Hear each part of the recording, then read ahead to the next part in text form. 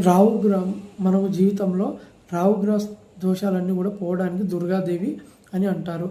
మనకు అందరికి తెలిసే స్తోత్రము దేవి ఖడ్గమాల స్తోత్రము. ఖడ్గమాల స్తోత్రం కూడా రాహు సమయంలో చేస్తే రాహుగ్రహ దోషాలు తగ్గుతూ ఉంటాయి. కుంకుమార్చన చేస్తే కూడా అమ్మవారికి ప్రీతి. రాహుకి ఎక్కువ ఎరుపు ఇష్టం అని కుంకుమార్చన చేయమంటారు. ఇది గమనించుకోవాలి. ఆ రోజు రాహు కాలం ముందు మనకు పరమశివునికి అభిషేకం చేసిన, కుంకుమార్చన చేసిన, కుంకుమతో ఏ పని చేసినా స్వామి ప్రీతి చెందుతాడు. రాహుకి మన అమ్మవారు కాళీదేవత కూడా మనకు పని చేసి పెడుతుంది. రాహు దేవత అకస్మాత్తుగా మనకు ఆపదలు, అది కన్ను మూసి తెరిచే లోపల ఆపదని వచ్చేటట్టు చేస్తారు. చాలా జాగ్రత్త ఉండాలి.